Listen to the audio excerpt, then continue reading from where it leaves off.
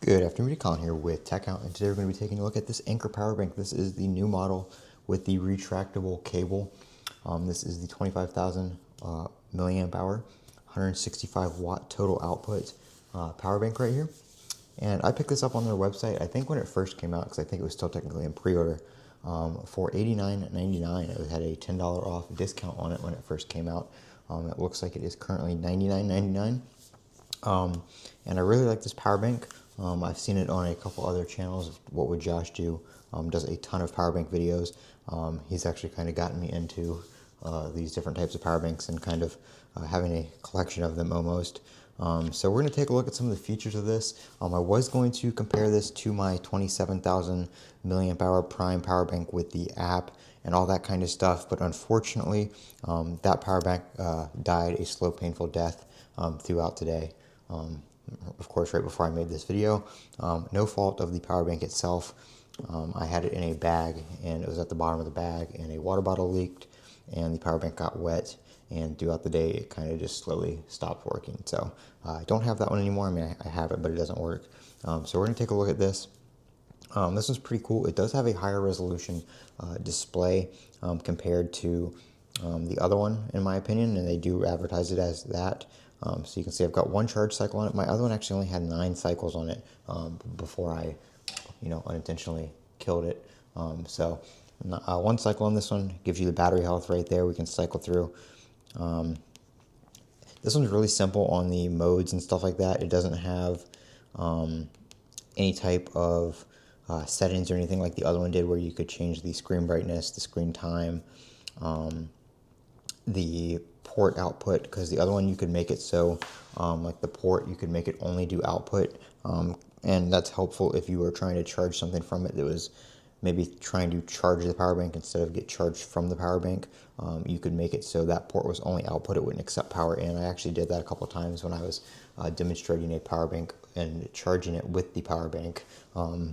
Charging the power bank with the power bank, it just kept them from trying to charge each other, and it made it charge the other one. So this is pretty cool. This is like the highlight feature right here, is this retractable cable, and it is pretty long. I don't know if I can get it all in the frame here, but I would say it's about maybe 1.5 to 2 feet long, and you can, of course, just stop it wherever you need it. And if you just need a short cable, you can do that. So you can make it pretty short if you're just charging your phone in a bag or something like that. You can do that. And the cool thing is, when you pull the cable out, that does activate the screen, and then it actually makes little like faces and stuff like that too, and you're moving the cable around, so it can tell when you're moving it.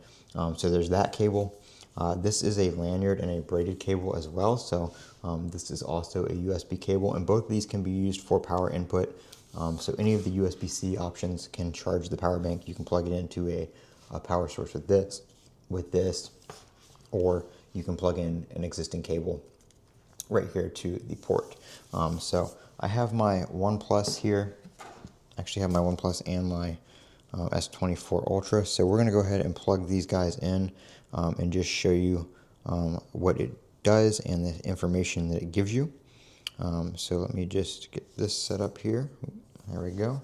We'll plug in the OnePlus with this cable right here. This is technically the C1 cable. So it is number 1 on the list of things. And you can see when you do have something plugged in, you get the power output right here. For each individual port, you have, we'll go back to it. You have C1, C2, C3, and the A port. So it gives you the status for all of them. Now, this doesn't give you as much information as the other one did, where the other one would tell you the watts. It would tell you the wattage, it would tell you the amperage, and it would tell you the voltage. This one only gives you the wattage right here, which, I mean, is pretty okay. I mean, you can kind of figure out the other stuff based on the wattage, but that's really all I care to look at to see how fast my stuff is charging. You can monitor the temperature here. It did get a little bit warm when it was charging the other day, and it did say like cool down mode or something like that, and it slowed down the power input that it was taking in to avoid overheating. And you can see here, this does support Samsung's Quick Charge 2.0 or Super Fast Charging 2.0. The OnePlus is at 63%, and it is pulling 26 watts, whereas the Galaxy here, if I put it to sleep, it usually pulls a little bit more power. So we can go put it to sleep. You can see it is 2.0 and it is pulling at 32 watts.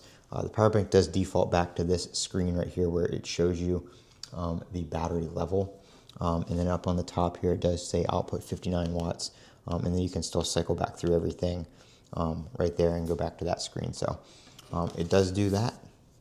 And you can see if I unplug it here, it's going to renegotiate the power output of that port. But it's able to charge both devices at their full speed without any issue. You can see it went back there, but 30 watts, that's pretty much all that phone is asking for. So very, very nice. It does, I haven't tried it with like a laptop or anything that's higher wattage, like 100 watts, but the C ports are capable of 100 watts.